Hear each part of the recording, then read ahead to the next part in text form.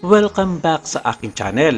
Ilang araw nang humihingi ng panalangin si Richard Mark para sa kanyang kapwa mga awit, ang former Apo Hiking Society member na si Jem Paredes dahil may karamdaman ito.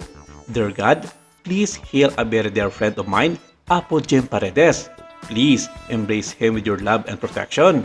Get well, Jem.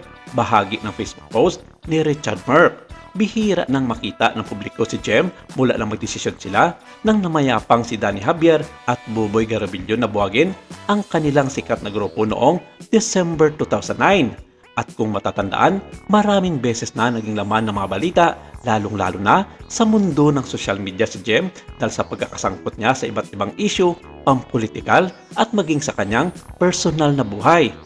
Sa tatlong miyembro ng Apo, si Buboy na lamang aktibo dahil hindi siya nawawalan ng mga proyekto sa GMA7. Kasama siya sa cast ng Unika Iha, ang afternoon drama series ng Kapuso Network na napapanood simula pa noong November 7, 2022 sa naganap na digital media conference ngayong Martes ng gabi, July 2, 2024 na pag-usapan ang posibleng reunion ng kanilang grupo at ang kasalukuyang sitwasyon ng kalusugan ni Jem Paredes. Ayon kay Buboy, si Jem is in Australia, but a lot of times he's also here in Manila for his treatment, still doing his writing songs and all, even though that was his situation with illness. Jem is not well. He's medyo may kainaan, may karamdaman, so he is recovering. Parang nagsalita ng tapos si Buboy nang sabihin nitong malabo na mangyari na muling magkasama-sama sa isang reunion concert ang kanilang musical group na nagpasikat noong dekada 60 at 80 sa mga awiting Ewan, Batang-Bata Ka Pa, Awit ng Barkada, When I Met You, Bawat Bata, Show Me a Smile at marami pang iba. Pero kahit hindi na aktibong Apo, hindi pa tuluyang tinatalikuran ni Buboy at Jem ang pagkanta dahil tumatanggap pa rin sila ng mga singing engagement.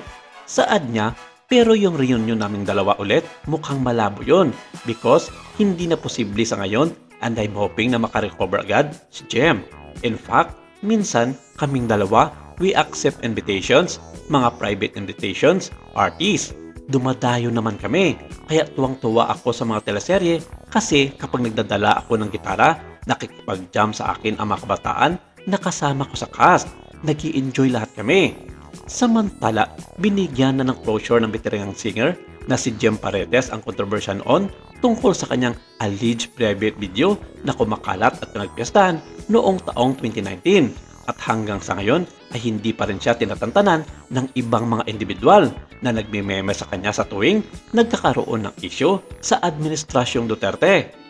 Fake ang initial reaction ni Jem sa video scandal na ibinibentang sa kanya noon. Pero lumabas ang katotohanang authentic at hindi April Fool's Day joke ang video scandal ng 72 years old singer.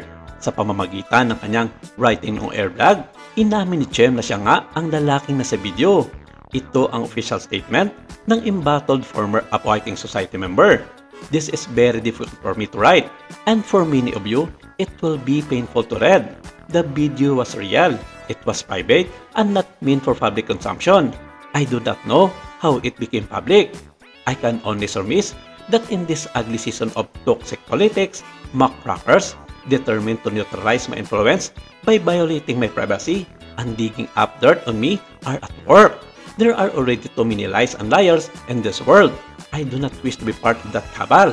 I have chosen to be truthful because I know that painful as the truth can be, it will be eventually set me free. Ilang taon na ang nasabing issue tungkol kay Jem na sana'y bigyan na siya ng kalayaan sa kung anuman ang kanyang nagawang iskandalo sa publiko.